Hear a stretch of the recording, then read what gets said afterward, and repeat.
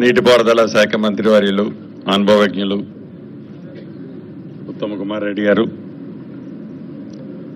నా సహచార మంత్రులు కోమటిరెడ్డి వెంకటరెడ్డి గారు, పొన్నం ప్రభాకర్ గారు, ఎమ్మెల్యే గారు చెన్నూరు ఎమ్మెల్యే గారు వివేక్ గారు, మా అందరికీ కురువృద్ధులు జీవన్ రెడ్డి గారు ఎమ్మెల్సీ గారు, ఇంజనీరింగ్ ఇరిగేషన్ శాఖ ఇంజనీరింగ్ అధికారులు, ఏజెన్సీలు, ప్రింట్ అండ్ ఎలక్ట్రానిక్ మీడియా మిత్రులు, అధికారులు అందరికీ మనస్ఫూర్తిగా హృదయపూర్వక నమస్కారం.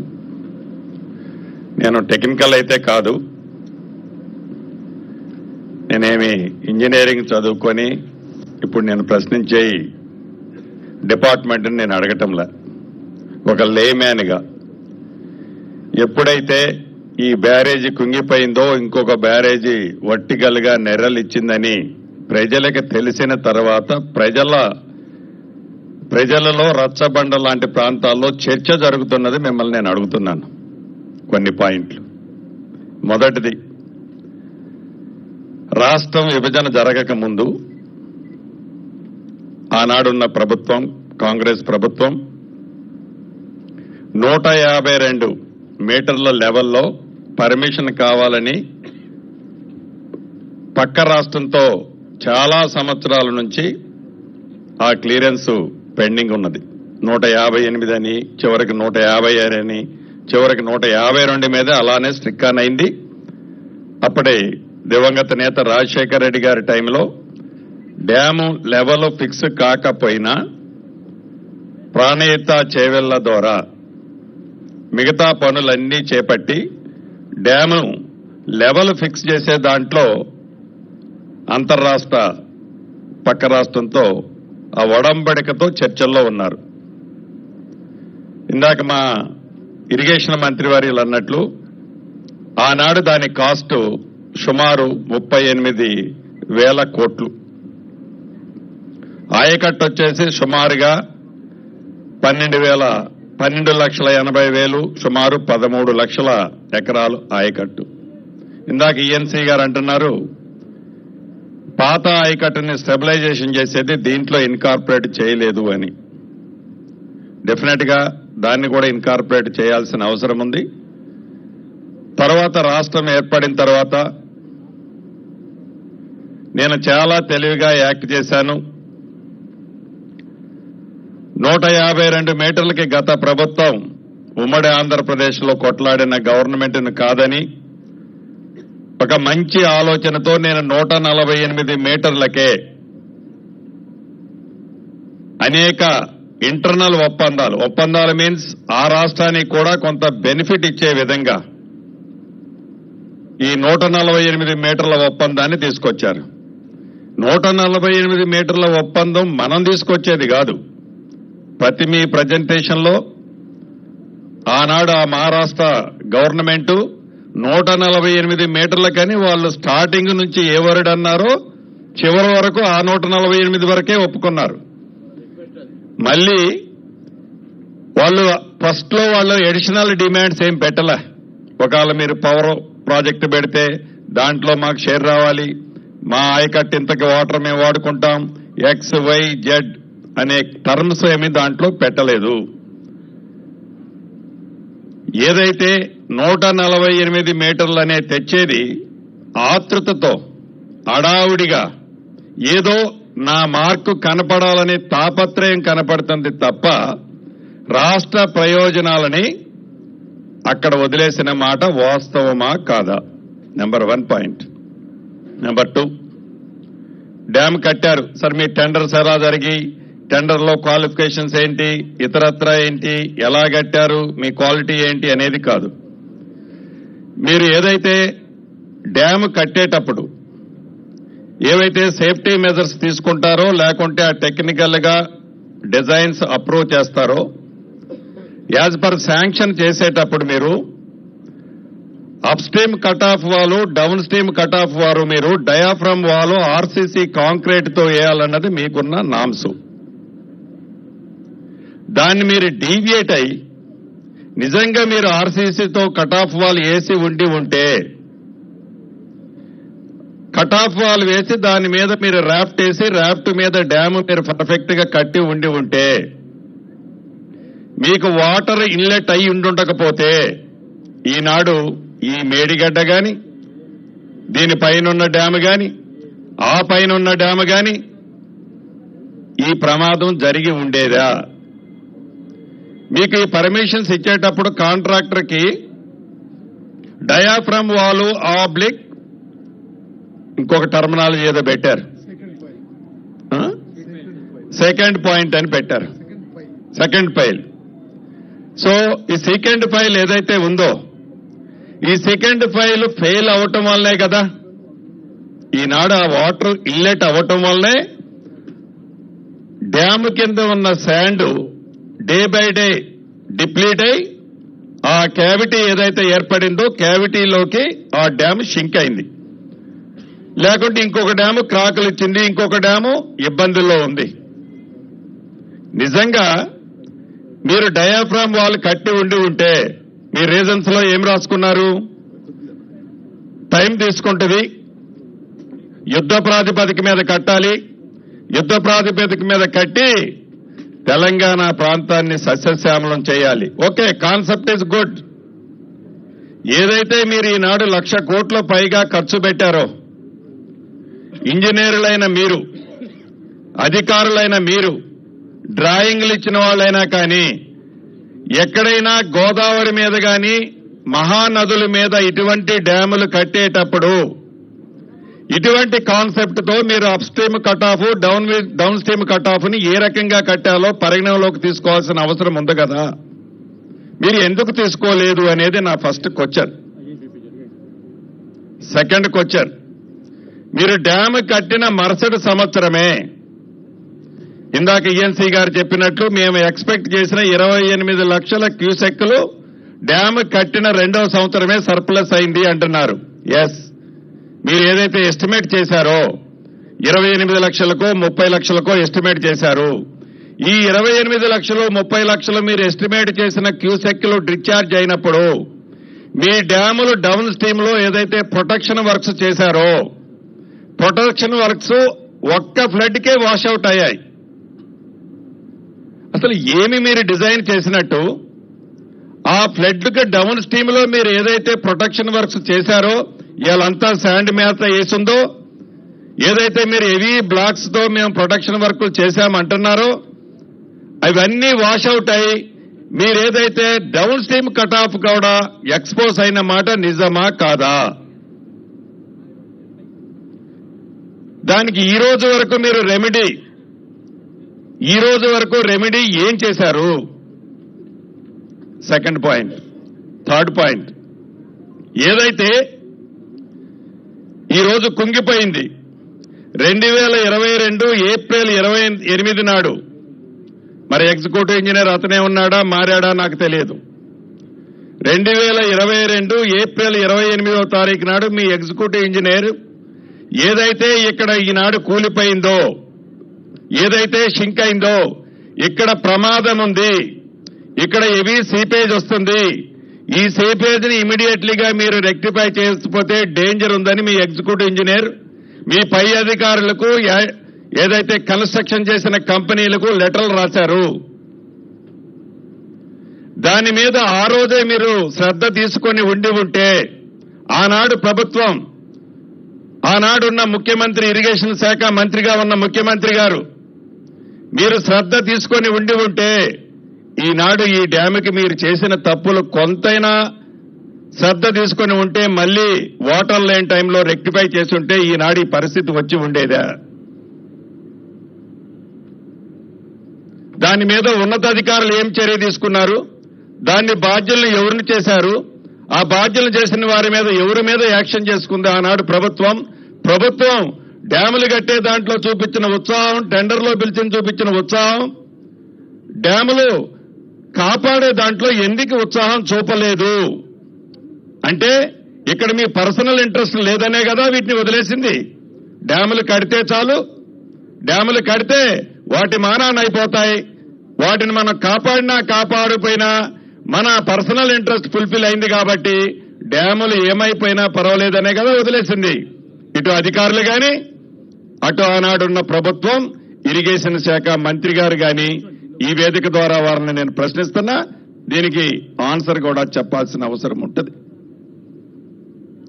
ఇక డ్యాము మీ క్రస్ట్ లెవెల్ ఎంత, గేట్ల లెవెల్లో ఉన్న మీ క్రస్ట్ లెవెల్ ఎంత, ఏదైతే మేడిగడ్డ డ్యాము నుంచి అప్స్ట్రీమ్ డ్యాము వరకు ఉన్న బెడ్లోని ఎన్ని కోట్ల క్యూబిక్ మీటర్లు ఎర్త్ వరకు చేసినట్టు మీ ఎంబుకుల్లో రికార్డు చేశారు.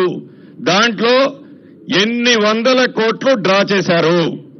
అసలు ఆ బెడ్ లో ఉన్న సిల్ట్ రిమూవ్ చేయాల్సిన అవసరం మీకేమొచ్చింది? ఎందుకంటే డెడ్ స్టోరేజ్ అది.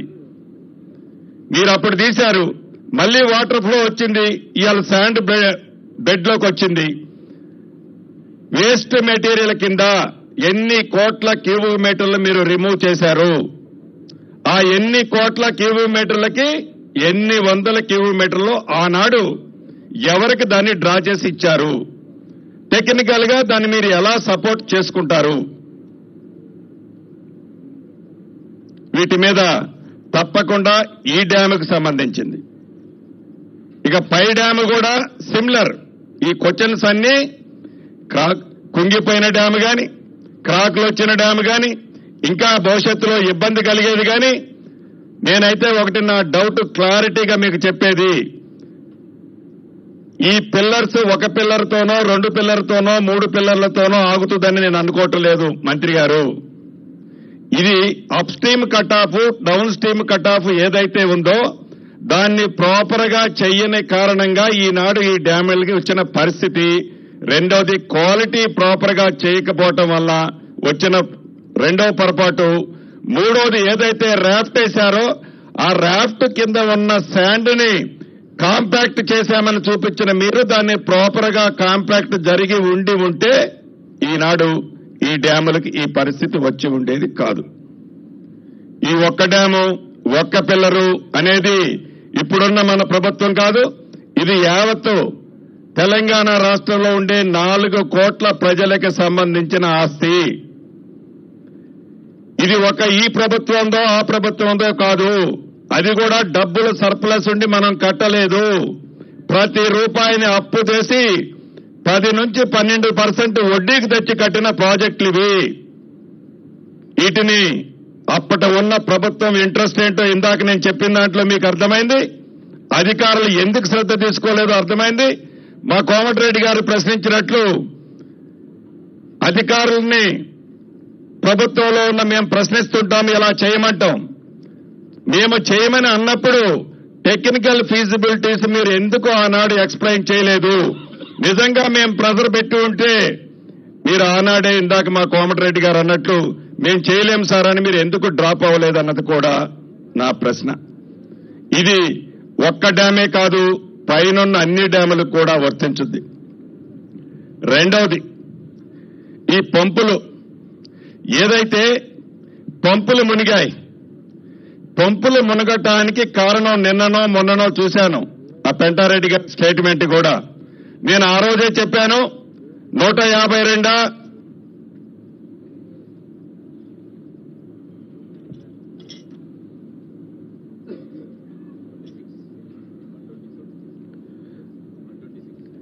126 మీటర్స్ హైట్ లో పెట్టాలని నేను ఆ రోజే చెప్పాను.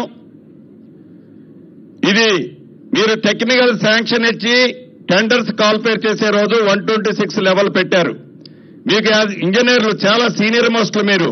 ఇది 28 లక్షల క్యూసెక్లు డిశ్చార్జ్ వస్తుందా, 30 లక్షల క్యూసెక్లు డిశ్చార్జ్ వస్తుందా, వచ్చినప్పుడు లెవెల్ ఎంత వస్తుందో మీకు తెలియంది కాదు. మీరు ఆ 126 లెవెలే కట్టి ఉంటే ఆనాడు అన్ని పంపులు మునిగాయా అని జరిగిన నష్టం ఏంటి? మీరు నిజంగా 124లోనో 122లోనే కట్టారు. మీరు ఆ పంపులకి ముందు స్టాప్ లాక్ గేట్స్ ఉన్నాయి మీవి. ఫ్లడ్ ఎక్కువగా వచ్చి ఆ ఫ్లడ్ ఆ పంపుల మీద పడి ఆ పంపులు మునిగిపోయి డ్యామేజ్ జరిగిందని మీరు అన్నారు. మీకు ఇటువంటి ప్రమాదము విపత్తు వస్తుందనే మీరు ఫ్రంట్ లో స్టాప్ లాక్ గేట్స్ పెట్టారు. మీ స్టాప్ లాక్ గేట్స్ ఆ రోజు పని చేశాయా చెయ్యకపోతే దానికి ఎవరి మీద మీరు యాక్షన్ తీసుకున్నారు?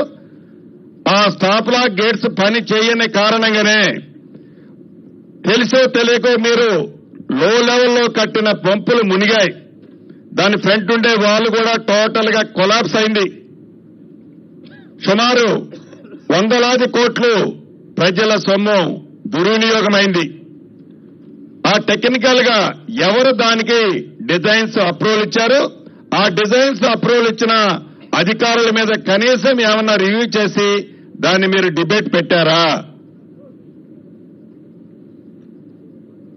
మళ్ళీ నాకు తెలిసి ఆ పంపులకు సంబంధించిన దాంట్లో రాష్ట్ర ప్రభుత్వం నుంచి మళ్లీ డబ్బులు ఇచ్చే కార్యక్రమంలో భాగంగా ఒక ఫైల్ సర్క్యులేట్ అవుతుంది, ఫైనాన్స్ లో ఉందని నాకు తెలిసింది. ఇది నిజమా అబద్ధమా? ఇస్తే ఏ యాక్ట్ ప్రకారం వాళ్ళకి డబ్బులు ఇవ్వాలని మీరు అనుకుంటున్నారు?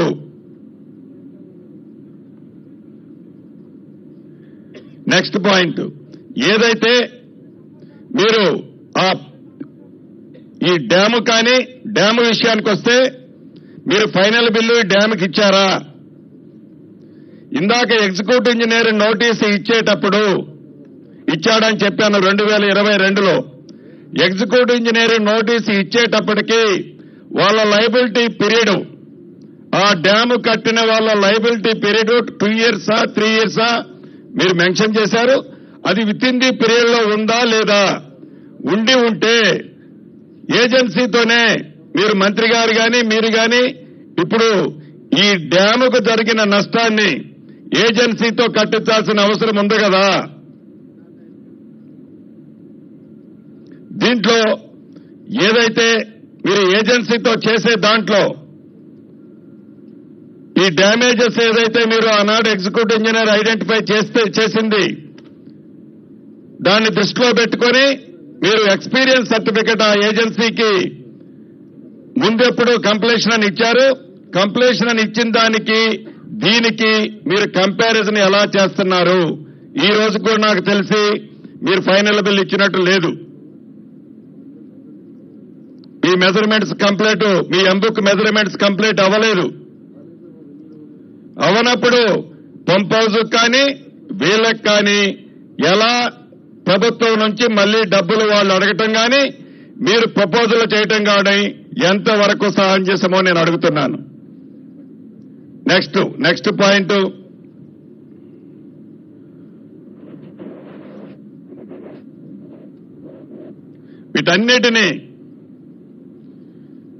వీటన్నిటినీ దృష్టిలో పెట్టుకొని ప్రజల సొమ్ముని గత ప్రభుత్వం ఏదైతే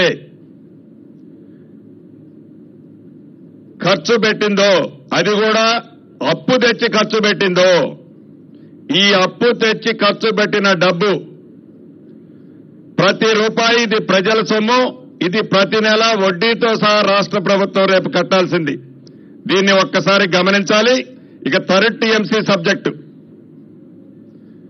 మీరు 2 టీఎంసీలకే గడిచిన 5 సంవత్సరాలలో మీరు అది టీఎంసీలో లిఫ్ట్ చేసింది పెట్టండి, అది స్క్రీన్ మీద.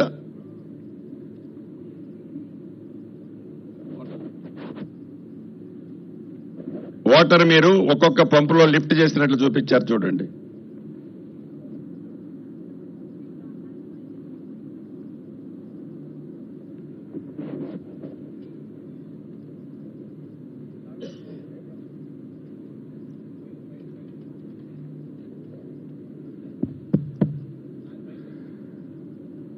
మీరు ఫస్ట్ పంపు దగ్గర మీరు 50 టీఎంసీలు గడిచిన 5 సంవత్సరాల్లో మీరు లిఫ్ట్ చేసినట్లు చూపించారు.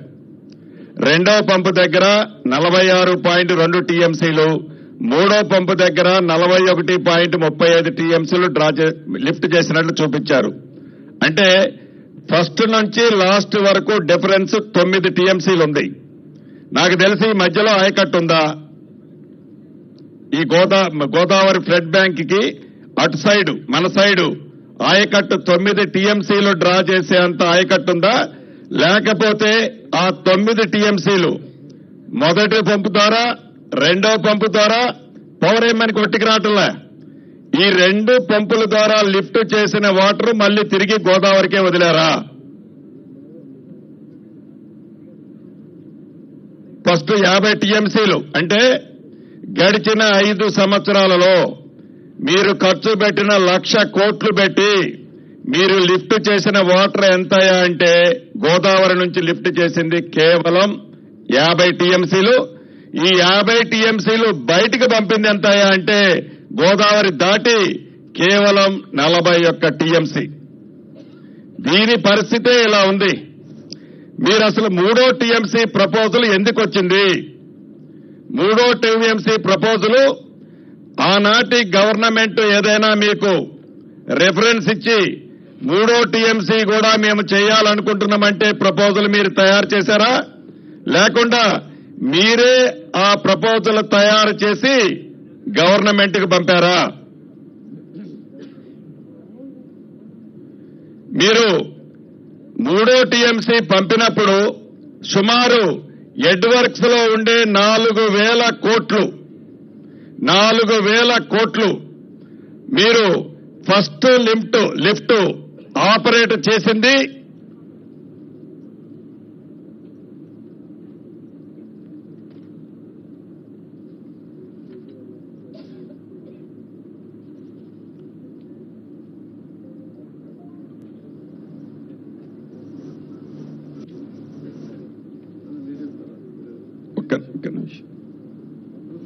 ఫస్ట్ లిఫ్ట్ ఆపరేట్ చేసిన దానికి మీరు 3వ టీఎంసీ పర్మిషన్ ఇచ్చిన దానికి సుమారు గ్యాప్ 6 నుంచి 7 నెలలుంది.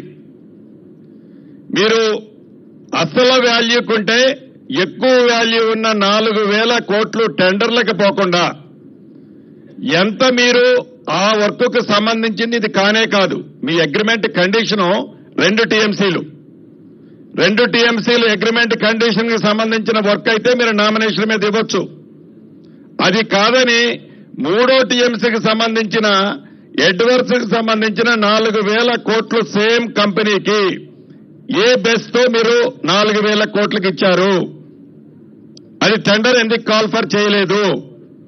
ఇక దాని డౌన్ స్ట్రీమ్ లోకి పోతే అక్కడ మీకు డిశ్చార్జ్ 3వ టీఎంసీకి సంబంధించింది మీరు ఫస్ట్ టర్నల్ కింద టెండర్ మీరు శాంక్షన్ చేసుకున్నారు. టర్నల్ చేయడానికని మీరు శాంక్షన్ చేశారు. ఆ తదుపరి మీకున్న ఒత్తిళ్లతో టర్నల్ అయితే మాకు ప్రభుత్వానికి వారికి కావాల్సింది రాదు అని పైప్ లైన్ కింద కన్వర్ట్ చేయించారు. ఈ పైప్ లైన్ కి కన్వర్ట్ చేసిన దానికి ఫస్ట్ మీ ఎస్టిమేట్ లో ఉన్న టర్నల్ దానికి హ్యూజ్ వేరియేషన్ ఉందని మీకు కూడా తెలుసు. ఏదో టైం సేవ్ చేయడానికని మీ ఫైల్లో రాసుకుంటున్నారు. ఏమి కొంపలంటుకుపోయింది? గడిచిన 5 సంవత్సరాలలో 2 టీఎంసీల్లో మీరు డ్రా చేసింది 50 టీఎంసీలు. ఇప్పుడు 3వ టీఎంసీ అర్ధరాత్రి హడావుడిగా నామినేషన్ తెచ్చి టర్నల్ అయితే లేట్ అవుతుంది, పైపులు అయితే తొందరగా అవుతుందని 100 కోట్లు రాష్ట్ర ప్రజల సొమ్ము వేస్ట్ అవుతుందని తెలిసి కూడా టర్నల్ తీసేసి పైప్ లైన్ పెట్టడానికి కారకులు ఎవరు? వీటన్నిటినీ కూడా ఇంకా చాలా ఉన్నాయి. మా మంత్రి గారు తొందర కంప్లీట్ చేద్దామంటున్నారు. ఇదంతా కూడా నేను టెక్నికల్ సౌండ్ ఉన్న పర్సన్ కాదు. రచ్చబండల దగ్గర ప్రజలు చర్చించుకుంటున్న విషయం. అధికారులు, ఆనాడున్న అధికారులు ఇందాక నేను చెప్పిన వాటన్నిటినీ ఆన్సర్ ఇప్పుడు చేస్తారా? మా మంత్రి గారు చెప్తారు తప్పకుండా.